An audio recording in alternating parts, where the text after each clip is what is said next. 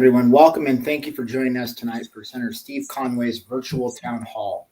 At this event, we'll answer your questions and talk about what happened during the recently completed 60-day 2022 legislative session.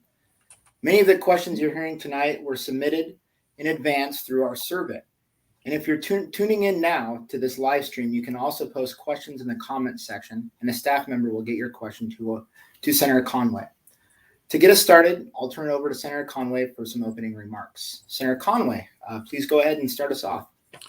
Thank you, Aaron, and thank you for all those who are joining us today for our virtual 29th District Town Meeting. I think I'm going to begin, though, with some very sad news and ask here for a moment of silence. 29th District and our Pierce County Sheriff's Department lost Dom Collada today, and he was on the staff. He was on this. It was a deputy sheriff here. He was killed, unfortunately, in Spanaway, which is in our district, as you all know. And Dom, as his first name, leaves a wife with a young child. He was an Army veteran, and he was a member of our National Guard. So it's very sad for me to have to share this with you if you haven't heard it already. And in lieu of his death, I'm going to ask for a moment of silence before we commence our meeting. Thank you.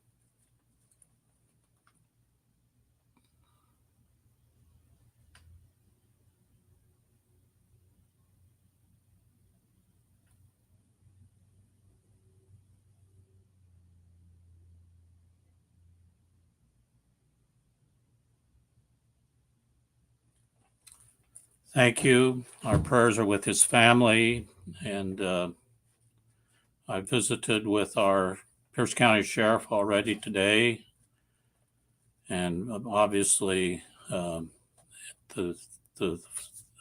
Sheriff's Department needs all of our support in this moment. So let's get started here. This is a town meeting. We had one last year, but not before the end of our session. This is a wrap-up to some degree of our session as well. As you know, I've been a state senator here for many years, and some of you may not know, but I serve on the Ways and Means Committee of the Senate. I also serve on its Healthcare Committee, and I also serve on the Labor Committee of the State Senate. I am on several committees, including the Vice Chair of the Select Committee on Pension Policy. I serve on the Veterans and Military Affairs Committee as one of its policy leaders. I'm also on the Select Committee for Healthcare Reform and on the Gambling Commission. But today I'm here really to visit with you with about the 1922 session. And I'm going to begin by saying it was a very unique session. It was our 60-day session. As you know, we have a 120-day session in odd years, and in even years, we have our short 60-day session. But I'm going to begin by saying this was a very unique special session. I've been through a lot of special sessions, a lot of 60-day sessions. And I've been through a lot of 60-day sessions, but this one was very unique. The good news is that we finished on time. This is the 5th year in a row that we have ended our session on time. And I commend the leadership of our Senate and House for helping that happen. Usually in our 60-day session, we're really doing changes to our budgets, operating budget, our capital budget, our transportation budget, and doing minor bills, actually, not major bills like this year. But this year was set in motion by the fact that we had left last year $2 billion in reserves, and we ended up with $2 more billion through revenue. So we began this session with much more dollars in the bank than any session prior to this one. And I must say, it set in motion a great deal of work It set in motion a much more intense session than usually our short sessions are. As you know, we ended a week ago Thursday. And so I'm just going to begin here by kind of giving you a glimpse of some of the issues that dominated our session. I think we all recognize that one of the primary roles of the legislature is to protect our K-12 public education system. And certainly we did that through this session. We actually put over $345 million into a budget to ensure that our K-12 system remains intact despite the fact of lower enrollments due to COVID. And we also added to that nearly $90 million so that we can add more nurses and more counselors in our schools. I can't tell you how important that is given the COVID situation. We know that we've all been through a rather unique historic experience, and we need to help our kids as they transition back to full-time school. I think we also know that one of the priorities of this session was to address homelessness. And I'm not going to get into great detail because we have some questions on homelessness, and I'll share more about what we did during our session when we get to that point and to that question. We also have seen a rise in crime and unfortunately shootings, and today our death in our district. So one of the priorities of our legislative session was to address this rising issue of crime. And I again have a question on that, so I'm going to provide an answer when we get to our questions. And I also would like to talk about another issue of inflation. I know that many of you are beginning to see a rise in all kinds of costs. It's due in part to the war in Ukraine, as we know, and the impact on oil prices here. We know that inflation was raising its head even before the war in Ukraine. And one of the biggest issues I know and worry for all of you is healthcare inflation. And I was very proud to see a bill this session dealing with the issue of charity care in our hospitals. Charity care in our hospital is something usually people who are at the 100% poverty level qualify for. But this particular bill that was introduced by our Attorney General actually, and did most of the negotiations on this bill, raises that charity care to the 400% level of poverty. And that means that many of you, seniors and others, will be eligible for some kind of reduction in your hospital bills due to this charity care bill, which in fact will not start until January of '93, next year. I'm going to ask my staff to put on our website information about charity care so that many of you can have access to this. But this is one major way in which we can help you, manage hospital costs. There was another bill here dealing with, as you know, about billing, this type of billing that goes in hospitals. It passed as well and will help avoid these unexpected costs that come through hospitals due to the lack of due to their lack of appropriate specialists to care for us when we're in the hospital. What we call surprise billing. I think you probably heard about that issue. I would also like to talk about a very important bill that passed this session, largely due to the surplus in our budgets of finally a major transportation budget. And I'll talk further about that later, but the bill, as it's called, Build Back Washington, not Build Back Washington, that's the wrong name, but it's Ford Washington is a major piece of legislation that is important to our state and important to our district, as a matter of fact. So there were other major bills that were also passed during this session, which I was involved with several major pension bills for our public employees who are members of our PERS 1, TERS 1 system, as well as for our firefighters and police. This was a great honor I had during this session to sponsor those bills. And finally, this session also, even though we did some different things with the dollars, we also cut taxes. A major bill was passed, which will actually reduce the taxes of about 125,000 small businesses. And we lowered fares for transit and for ferries. We also cut the toll on the Narrows Bridge, or at least kept it even so that people would not have to pay more using that bridge. We also waived liquor license fees for our small businesses and restaurants and bars. And so this was also a major part of the legislative session, was also to lower taxes as well.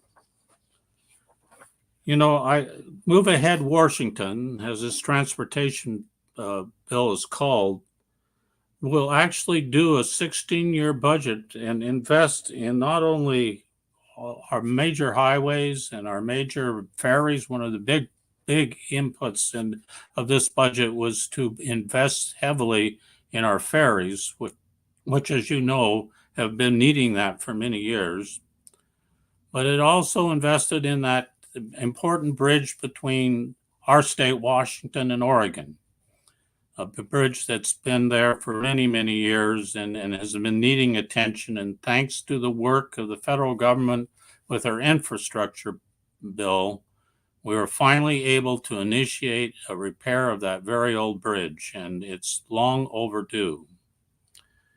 I would also like to point out some of the impacts of this transportation budget on our local district. You will be pleased, and some of you may be not pleased because it's likely to create more congestion, is that there is money in this budget to complete the HOV lanes between the Tacoma Dome and the base. Many of you have probably been up on the I-5. This is on I-5. And this is a major transportation network that needs attention. And finally, in South Tacoma, we'll have these HOV lanes actually moving through our district. And for us, that is a major investment. It's probably going to be a major disruption as well. As you well know, the creation of these HOV lanes does cause some congestion. And also there was involved in this bill safe routes to schools. I had requests from some of especially the Bethel School District. I've had requests for sidewalks.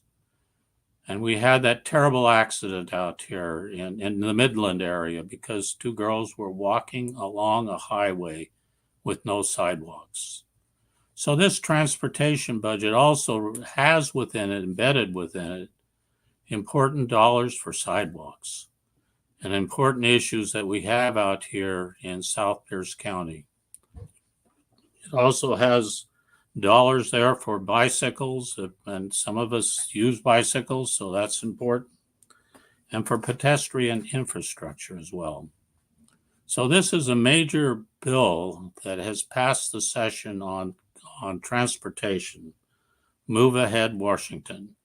And I urge you I haven't seen much information in the press on this of late, but I think it's a bill that many of you will be interested in and will have impact on our district. I'm sorry, I tried at one point to try and address through this package the congestion in South Pierce County. I know that, we've always had the Cross Space Highway in mind, and we had the Canyon Road project. I made a big effort to try to get money set aside for those projects. And unfortunately, due to the negotiators, we tried on the floor of the Senate to amend the transportation package to include this, but failed by 1 vote. So I am going to now talk a little bit about our capital budget, because the operating budget put $2 billion into the transportation budget.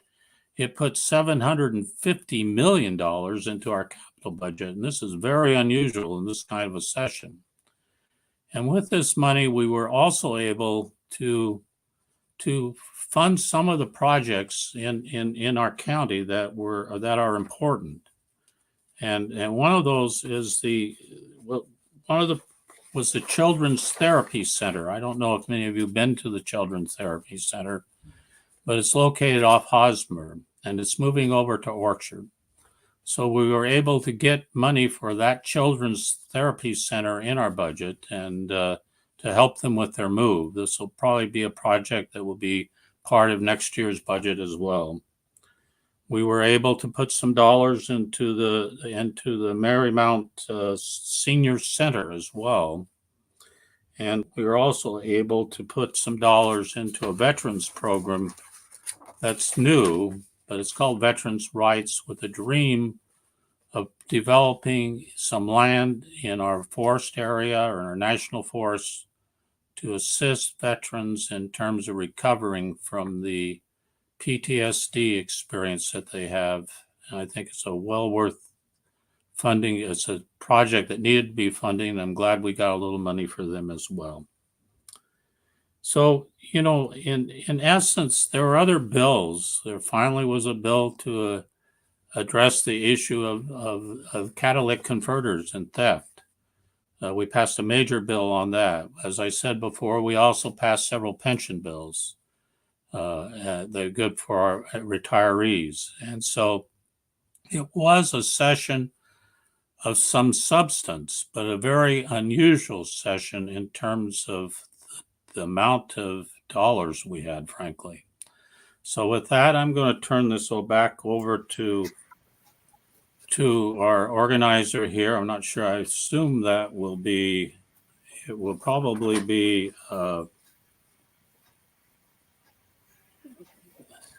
well, I'll just turn this back to them, because you're going to be asking me some questions, and I'm going to be trying to answer those for you. Thank you. Yes, sir. So, folks, if you're listening tonight, thank you. And please drop a question into whatever platform you're listening to, and we'll do our best to get to them tonight. We sent out a survey earlier, and we'll start with a couple of questions we received there, Senator Conway. And the first one is from Lucas.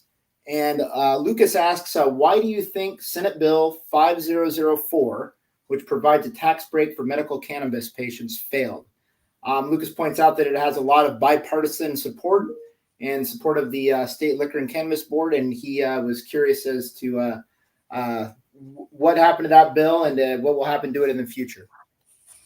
Yeah, the purpose of this bill is to take the tax off of medical marijuana. And medical marijuana is being used by many people for healthcare needs. And it's unfair that they have to pay the tax, the heavy tax that we have on marijuana.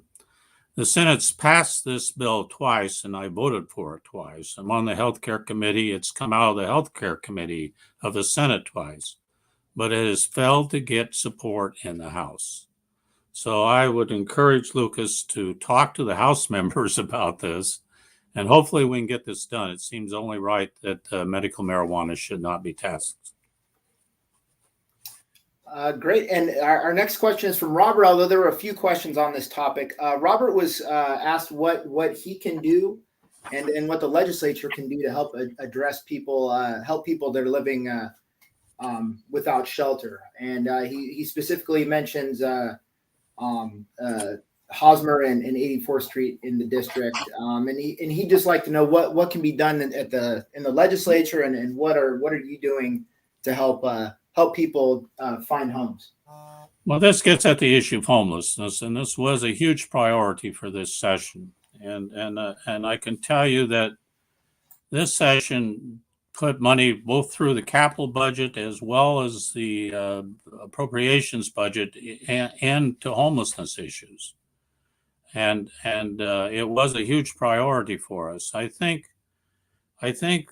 what many of us are discovering, that is what we need to do with the many homeless people we have living in our streets and in our parks and on vacant lots, is that we need to get them into shelter. And so there was a priority in the legislature in making funds available for shelter. Sometimes the shelter is hotels, sometimes it's other types of tiny homes. I was a leader in helping developing the homeless veteran shelter, or a homeless veteran tiny home village in Orting. We put over $120 million for rapid housing. And I'll just point out that one of the rapid house, this was money that we also had put in last year, but we increased the amount of money for the rapid housing fund.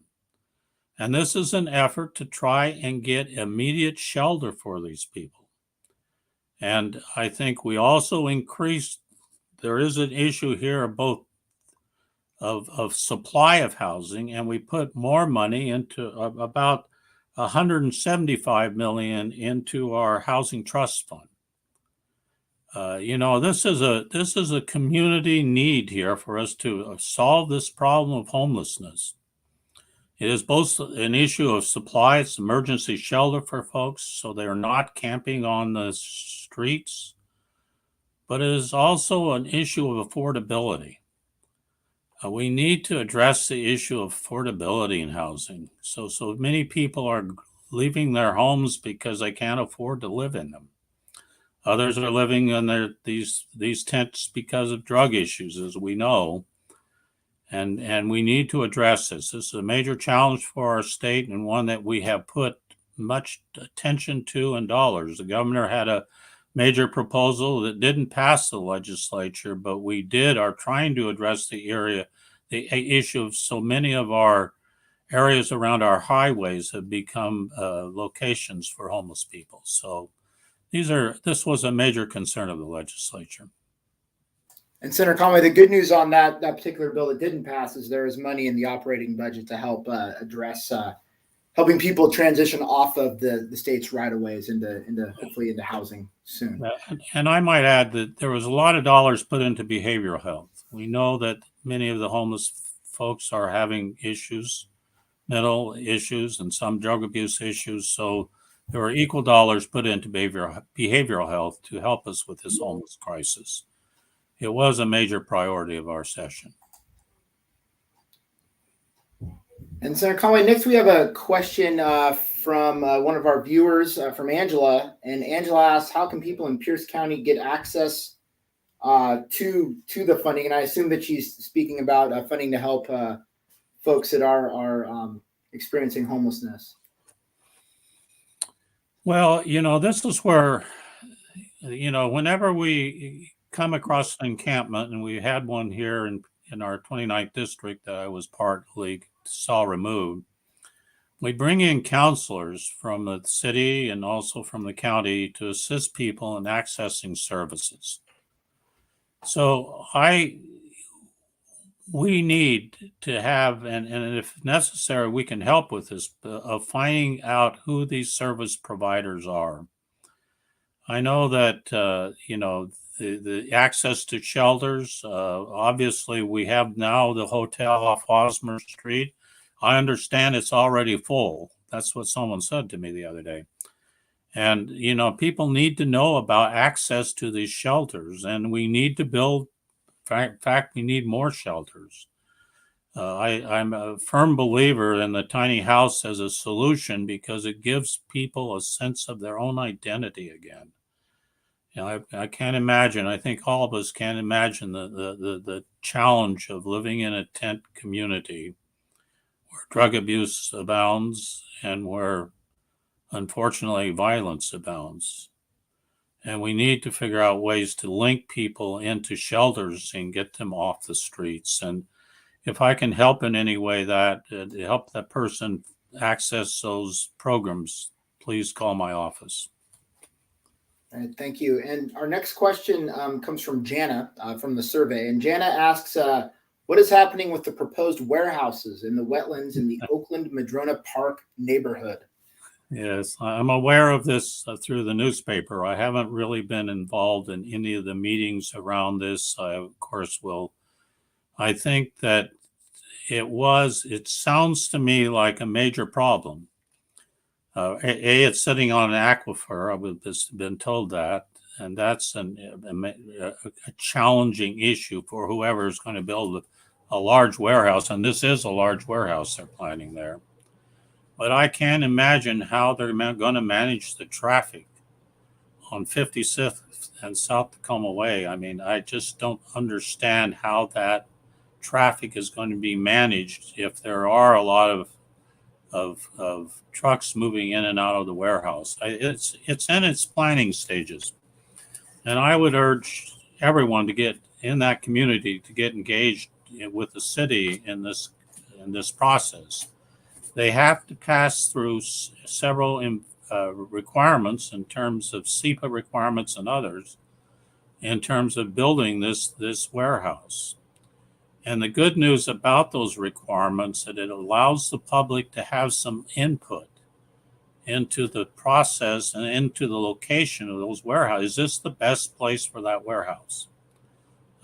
Given the environmental concerns, given the issue of just congestion, I would think that people need to look at this very seriously. And frankly, most of my engagement now has been only in articles in the newspaper here, and I do plan to work with the South Tacoma Neighborhood Council and do what I can do to help in terms of evaluating the value of this project for that area. Thank you. Thank you. And up next, we have a question from Bruce. And Bruce asks, what are the biggest challenges facing the long-term care system in Washington? Well, long-term care is one of my specialties on the healthcare committee. I've been involved with a long-term consortium that's working on training issues and skilled workers to work in this industry. The long-term care industry has had an issue with funding, and in the budget, you should know we did put some more dollars into some of the long-term care agencies, the nursing homes, assisted living, and other types of organizations here. But one of the greatest challenges is workforce and training. And it was, to me, one of the important aspects of our long-term care in our state is home care. Many of us who want to stay in our homes as we aging in place.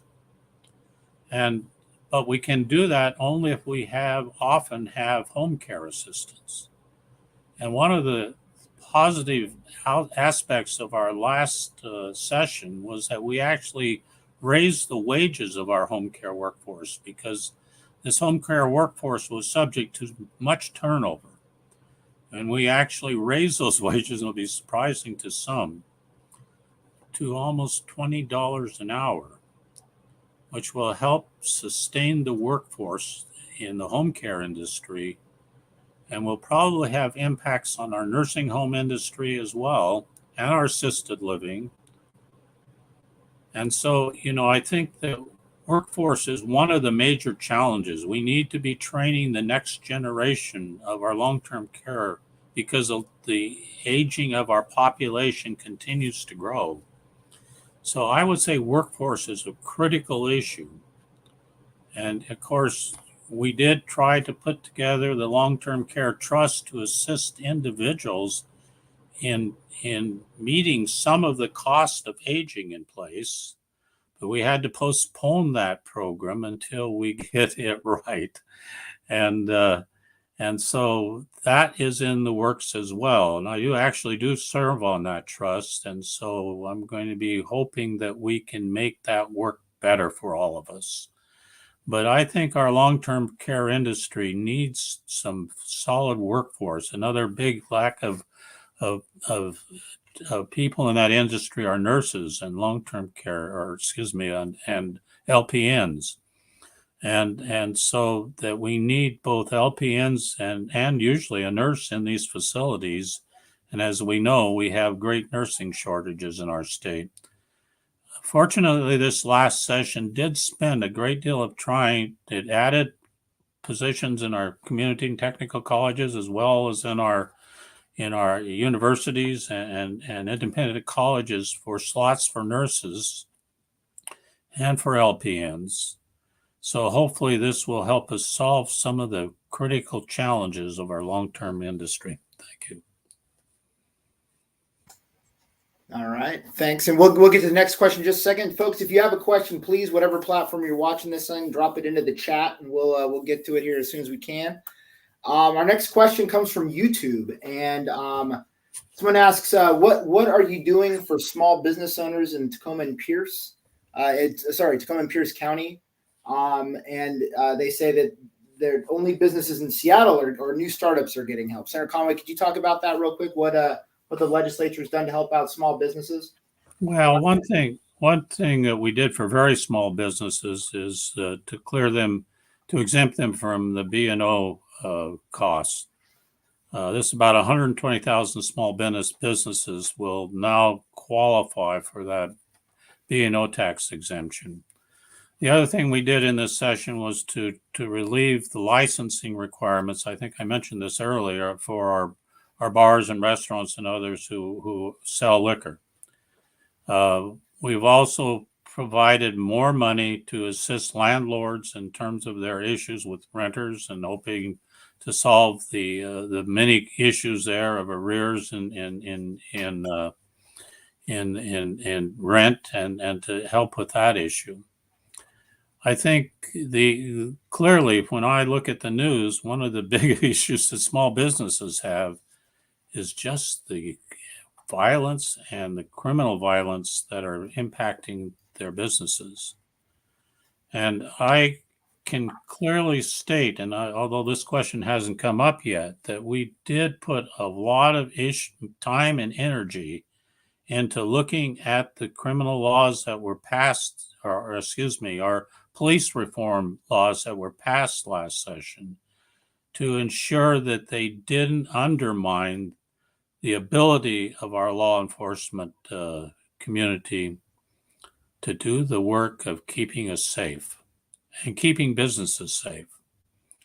I think that obviously the mayor of Tacoma and others have talked about doing what they're doing in Seattle, of trying to increase the police presence in some of these business communities that are being impacted so badly by crime. And I can only say that we need to put our heads together. We did pass major legislation to improve the ability of our police officers to enforce the laws of this state. And, we probably went too far last year. This year we came back. And I can give you those bill numbers. Of course, most of you that's a very critical issue for businesses. I've noticed also that we need to find ways of bringing people back to our businesses. The COVID has changed the world fundamentally in terms of using, internet sales and the rise of Amazon as a huge employer in our state. But we need to be, as they say in Seattle, we need to say in Tacoma, let's bring people back to our businesses, back to our malls, back to our small businesses, back to our restaurants, back to our community businesses. And COVID has been a major impact on them, and what will salvage them is us, the people. Thank you. And a couple of other details on things we've done for small business. Earlier this year, Senator Conway, as you remember, we passed a $214 million cut in unemployment insurance for all Washington small businesses, with most of that going to small businesses. And in 2019, we also cut property taxes by $400 million to provide some relief for folks out there. So is Senator Conway staying on the public safety topic? We'll go to a question we got from Antonia, and Antonia asks, what is being done to address crime in the state? Well, I think I did answer that question last time, but I think that, obviously, You should know I have a very close relationship with Walk Hops. I do work with them very carefully on legislation. And they have brought forward several bills that were intended to, one, to ensure police understood better what they can do in criminal situations, the use of force. So much of what we did last year was efforts to control the use of force, but the police were really concerned about certain circumstances where they absolutely needed to use force to protect people. And the bills that were passed addressed that issue to better define when and where they can actually use force. There is in the bills last year, there was a probable cause premise that made it very difficult for police to know when they could use force. And in the bills that we passed this year, there was a return to a different category of reasonable suspicion. So hopefully this change in the law will help us in terms of fighting crime that has been extremely obvious to all of us. And, I think that there was also several bills that were passed. I'm not on the criminal law committee, so it's something that I don't have as good a knowledge as I might have. But it also other things that were important in pursuit, as well as in issues relative to helping people who have mental problems on the street. There was a bill passed to give the police the better ability to not use force in those issues when they're facing mentally ill people. So I can only tell you that public safety was a major concern of many of us in the legislature, and we need to help our police do their job. And I think there was a lot of confusion around the bills that were passed last year, and I hope that the new bills will help the police in doing their work. And having talked with the Washington Council of Police and Sheriffs, they say it will help them. So hopefully that answers your question. I can give you bill numbers on some of that if they would like. All right. And up next, we've got a similar question from Leroy and Marianne, and they ask, what are you doing to help seniors? Well, I've covered a little bit of that, and I can actually do more than that. I think our senior citizens, the charity care bill is very important for seniors as well, because they're the ones who are often in the hospitals, encountering the surprise billings, encountering the cost, and hopefully many of these seniors will qualify for some of this, what they call charity care, but which basically is a reduction in the cost of using the services in the hospitals. That's a major need out there. Long-term care services are critically important for our long-term for seniors, because they use the home care system. They at times use the assisted living. And so important to have that workforce there for them, and important to help control those costs as well. I know that in talking with the senior council, one of their priorities has always been to try and raise the salary of our home care worker staff. And this year we did that. This year we actually raised that salary of those home care workers, who are critical for all of us to age in place. For the time comes in all of our lives when we are maybe at home, but we need some help in our homes. So that's a very important issue for our seniors. I think also, I can tell you all for seniors, of course, the Social Security, the Medicare increase. It'll be extremely important for our senior community. And of course, I mentioned earlier that were able to raise the COLAs for our PERS and TERS 1 retirees in our state, mainly that's our teachers and state employees. We were also incidentally able to help the retirees from our Left 1 and Left 2 systems as well. So there's a lot of work. The work, we still have challenges. I can't say that this inflation for people on fixed income is going to be a major issue. And of course, you should know also we have made improvements in the senior discount on property taxes last year as well as, and so, we are trying, but one of the major challenges ahead for us, frankly, is to help people on fixed incomes. This inflation on food, this inflation on fuel hits seniors very hard. So it's going to be a major challenge for us in future sessions to address those issues. Senator Conway, we'll jump to the next question here in just a second, folks. If you're out there listening still and you have a question, please drop it into the chat. We'd love to take your question. Next, we'll go to a question about what the legislature has done to support military families living in Washington. Senator Conway, can you answer that question? Yes, I can. I think, as we all know, Pierce County has a very large and important military population and veteran population. And to me, it's one reason I've served on the Select Committee on Veterans and Military Affairs for many years, is to be a vehicle for addressing the needs of our military and veteran population.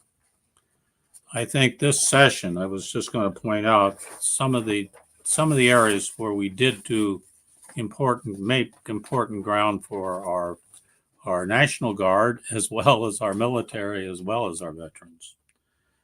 We improved the State Guard retirement age so that you're able to, if you want to serve in the Guard and you're older, you can do that. A big issue for our military population, as well as our veterans, is suicide. A major bill was passed dealing with suicide to work more closely with the DVA on suicide initiatives to help our military population and our veteran population. We were also able to join one of the compacts, federal compacts for psychologists, which means that this will allow more access to psychologists to assist veterans who are faced with suicide problems or PTSD or whatever it might be. A major bill, I think, was passed to deal with the issue of residency in our state, for families of military people to be able to access residency category for going to our higher education student, as well as our community and technical colleges. So there was a major bill passed changing the residency requirements for people who live in the military. We were also able to increase the grants to our National Guards people for attending our higher ed institutions this year. And, these were bills that were extremely important in addressing many issues. But of course, our military population, another big issue is for helping military spouses with issues relative to licenses so they can move into employment more easily in our state. And, we have made significant progress on that issue, but we continue to work on that issue to ensure that military people who are trained in other states can access the professions in which they were trained. And so this is a major issue. And a second issue, I almost forgot this, but is childcare. The childcare issue is so important for all of us, actually, for working families. So you cannot, probably one big challenge for working families is childcare help. And one big issue on our bases is adequate child care assistance for working spouses. And I've actually had conversations with the federal people on this issue, hoping to get them to start broadening the access to child care on our bases. This is so important. I should have also point out that dollars were in the capital budget to work for with our long-term care, our long-term care DVA long-term care facilities that exist both at Ording and Port Orchard and other. There's now one on the east side of the mountains as well, the Tri-Cities area. Money was put into the capital budgets to assist them with some of the challenges they're having. Some are just basic building repair, but some of it is to assist them with their COVID challenges as well. So we did quite a bit this session, and I hope that we continue to do this. Our military is a major part of our community and will need our attention. Thank you. Senator Conway, we have a question that came in via email, and that question is, what is the legislature doing to help people with a history of mental illness? Well, that's a very interesting question. I think that as we know that, we have been trying to develop more local-based facilities for people who have used in the past. Our state hospitals often were where we did most of our work with mental illness, but I think we've learned that we need to have more local-based facilities to assist people who have mental illness issues. So there is an effort underway, and it's not only this budget, past budgets, to fund more local-based services for our mentally ill, to provide them access to the services they need. And one of the parts of our last capital budget was to invest in crisis centers. I think Pierce County there was one crisis center that was developed out in the Parkland area, but it's obvious that we need more of this kind of place for people to go in crisis. People in crisis who end up on our streets, sometimes in the middle of the night, or encountered by our police, and they need to have a place to go and stabilize. And so I think I have seen more effort in the last decade and a decade and a half to try and increase our funding for behavioral health, and hopefully it will start paying off in benefits in terms of helping people who are in crisis. And I must say families who are in crisis. So often I read in the papers, and I think many of us do, of families who have members in their family who are needing mental help, but they cannot find the services. Let's figure out a solution to that problem. All right, great. We're getting close to the end here. We got time for a few more questions, though. Senator Conway, we received several questions about gas prices and the high gas prices that people are paying right now. So could you talk a little bit about the high gas prices in Washington and elsewhere? Well, at one point in my mind, I had in mind to let's decrease taxes on gas and to help people solve the problem. But I got to thinking about it, and I beginning to one question always comes to mind, and this is not the first time we've been in this climate with gas taxes or gas price of gas going up. It's odd to me that with a state which has refineries, that we have some of the largest cost on gasoline in the country.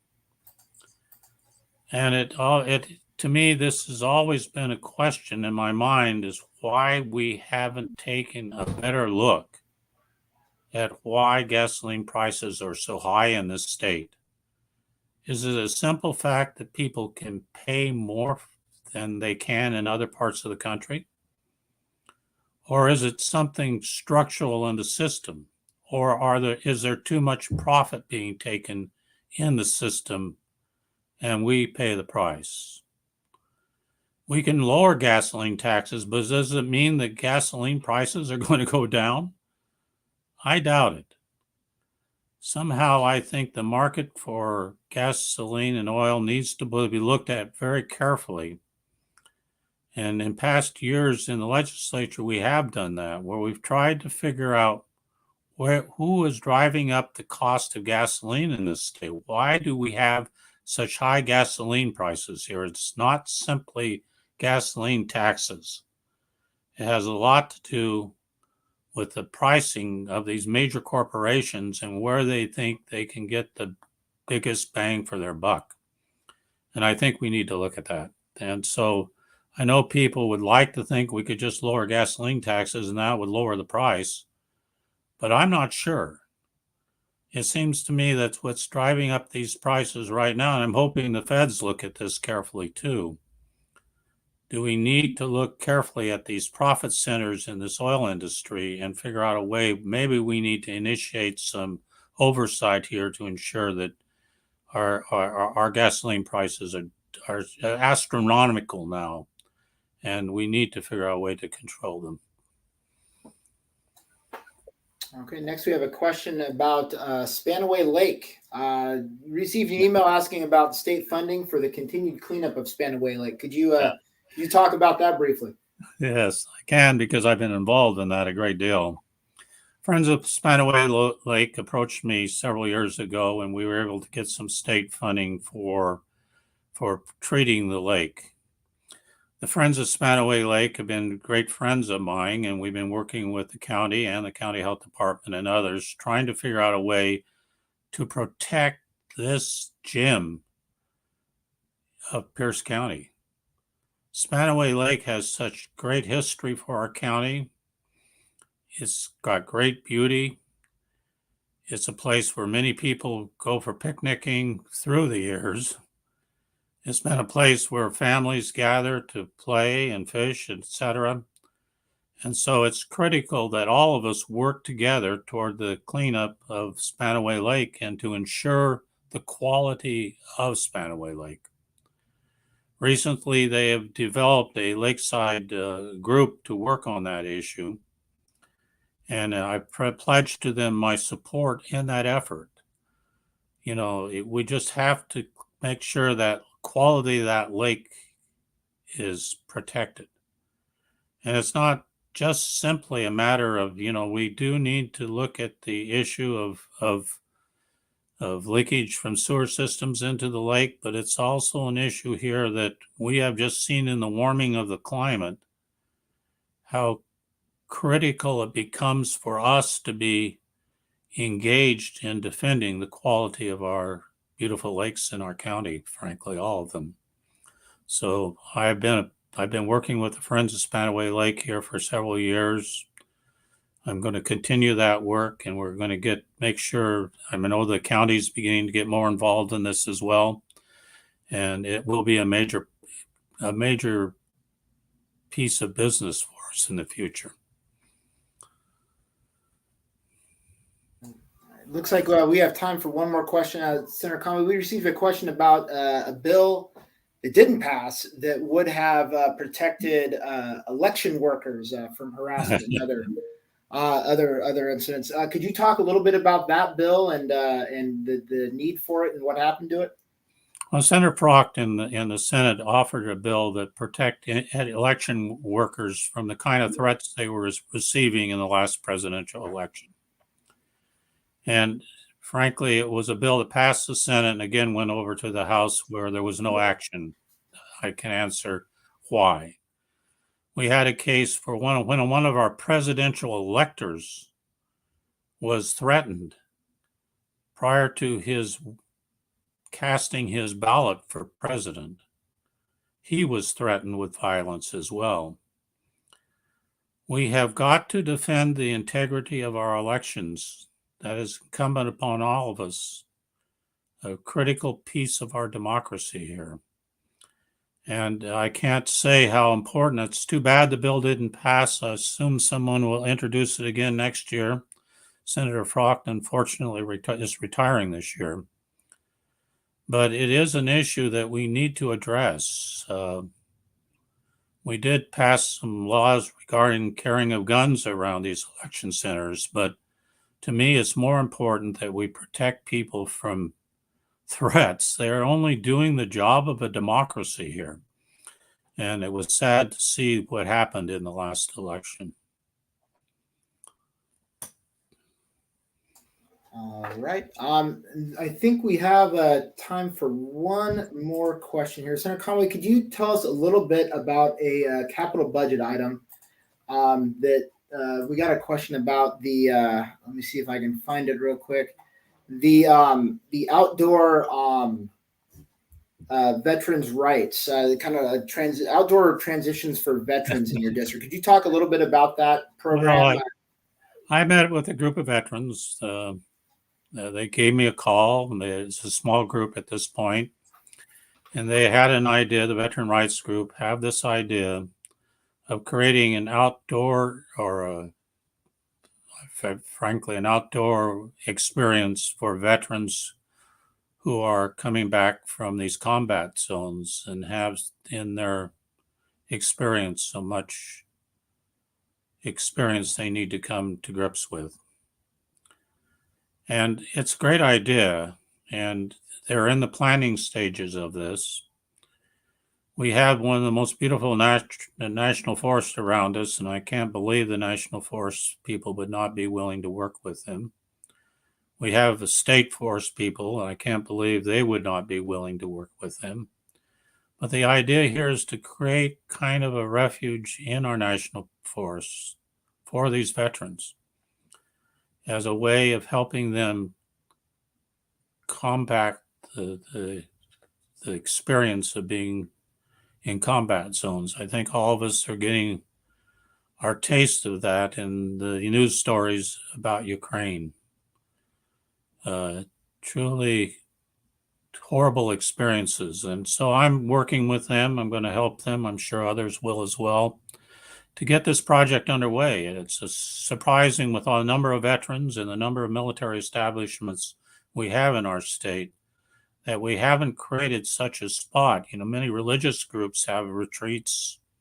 Why not a retreat for our veterans as well? So I'm very engaged. It's an exciting project to be engaged with. So if any of the people here who are listening in want to work with me on that, please call, okay? And be very willing to help you link up with them. Much like anything gets started, the tiny home project for veterans out at Ording got started through such a group like this group. And it is my world is to help them achieve their goal. Thank you. Great. And that was our final question of the evening. So I just thank you, everybody, for joining us. And if you ever need to reach out and contact Senator Conway's office, please reach out via email at steve.conway@leg.wa.gov, or you can reach him by phone at 360-786-7656. So now I'll throw it back to Senator Conway for some final thoughts on the evening. Senator Conway, go ahead. Well, I just want to thank everyone for being here. I wish it was in person. We had great in-person town meetings. It's easier when we're in person, so because we can kind of meet and greet and get to know each other. And it's hard for me to get to know each of you. And of course, in the coming year and two, I hope to meet and talk with all of you about some of the questions you've raised and have meetings with you. I will let you know our office is available to there, and you have the necessary information there to connect with us. If you have interest in any of the bills I've talked about, please feel free to contact me. And remember that we are a community here. So I know that we began on the note here of this loss of this officer, and I'm just asking all of you to do what you can do to let our police and sheriffs know how important they are to our communities.